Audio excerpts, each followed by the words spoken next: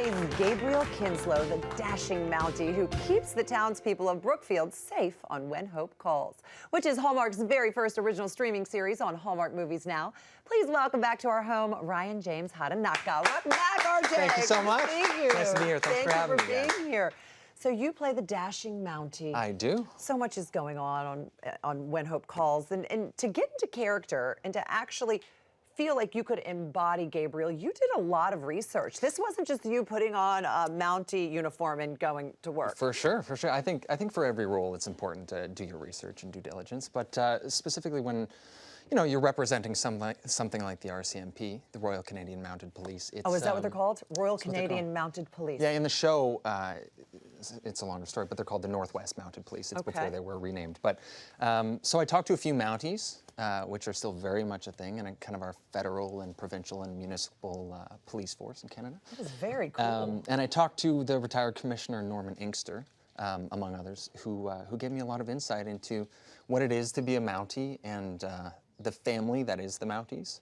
Oh, interesting. Yeah, it was really great. And I mean, something he shared with me was no matter the city that you're in or the province that you're in or the territory that you're in, it's one big family. So you can go, and you can walk into another Mountie office and be treated like a brother or a sister, yeah. And they're called Mounties because they were mounted on horses? Yeah. That is really neat. I had no idea about that. That is cool. So you get a very special visit. We do. From Kevin McGarry. Kevin McGarry. Who is on When Calls the Heart, Yeah. and plays Mountie Nathan. He is coming into town to help you take down a bad guy. Yeah. That's right. Now, are we going to see more of that? Will Kevin be on more? I certainly hope so. I mean, Kevin's a great guy, and we had a lot of fun together, getting down to chasing these bad guys. And he brings a lot of experience from When Calls the Heart, so we're happy to have him among the other characters who have joined us from When Calls the Heart, Kevin and Pascal, that's wonderful. who make an appearance in episode 2 and come to our aid. Are we going to be having more of that happening? I certainly hope so. It's the crossover would be great. I think it's safe to say that Kevin very well may come back later in the season. And so many others can come. I mean, it's the same fan base. I hope so. And you know what? I hope we go there eventually. And it's really a fun universe that they're building. It's a great show. All right, we have a clip. Let's take a look. First light, we'll be able to continue tracking. Well, I hope this guy's ahead of us and hasn't circled back to town. Is that the bullet wound? It acts up on occasion. Well, at least the guy that did that is behind bars.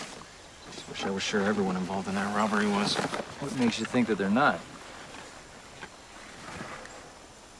The robber insisted he didn't steal all the money the bank said he did. He's a criminal, Gabe. Yeah. He's lying, that's what they do. But you don't think that's the case, do you? I'm not sure. Just doing what we were trained to do.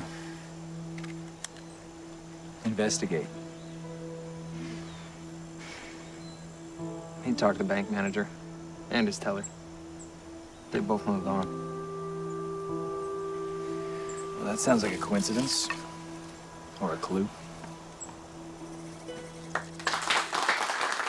Well, you guys are clearly ready for that criminal to show up, and you better watch out because, I mean, you are a trained fight choreographer and also a black belt in karate. I am. That's impressive. I am. Tell me about that. You know what?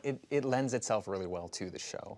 There's a lot of physicality that comes on this show and chasing down bad guys and being the Mountie. So I'm running full speed and a gunshot comes. I got to duck behind it very quickly. It's lent itself really, really well to this career, but specifically to the show. I mean, fight choreography. How does one get into fight choreography? You know what? J. Stephen White, who's a mentor of mine, is a fight choreographer in New York. And he teaches at NYU, where I went to grad school. Right, I went to NYU too. Really? Alma mater. All Woo! right. I love NYU. So he really took me under his wing and has been so great to me over the years and really trained me in what it is to be a fight choreographer. And I've worked in that capacity in New York City. So it's really nice. Well, you weren't just a fight choreographer or doing karate while you were in New York. You also did a lot of stage, a lot of off-Broadway, a lot of Shakespeare. Tell us about your love of the theater. You know what? The North American theater industry, Canada and the U.S., it's a really special place, and it feels like home in a lot of ways. So I went to NYU, got my master's in fine arts, and then after that, one of my first jobs was Shakespeare in the Park, which was... I mean, that's so prestigious. It was if anyone knows about Shakespeare in the Park, that's such a big deal. It was a special experience. So I had Annette Bening in that, and Jessica Hecht, and Clark Peters, Glenn Fleshler, all these legends. I mean, it was a really amazing cast, and John Lithgow was King Lear in that production. So that was, for me, that was a big deal. Oh my gosh, that gives me chills. What was it like working with such A-list stars? Well, I mean, how young were you? I was fresh out of grad school, so I was 26 maybe. And was that the first time you had come into contact with such big stars? Yeah, well, yeah, in that capacity, yeah, and working alongside them and saying words to them on stage, it was really special. But we had a really early on in rehearsals, we had a conversation about the Canadian national anthem and the American national anthem, and we were saying the pros and cons of each and what we like better. And he was like, "Oh, I wish I knew all the words of the Canadian national anthem." So fast forward to 3 months later, when we're just about at closing. We walk out of the stage door together, and a buddy of mine had visited from Canada. And so John launches into "O Canada."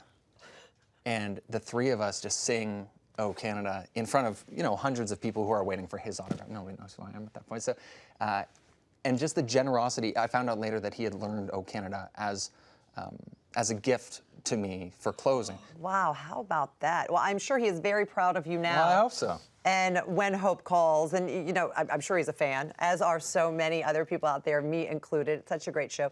You already have the Hardys from When Calls the Heart built into your fan base.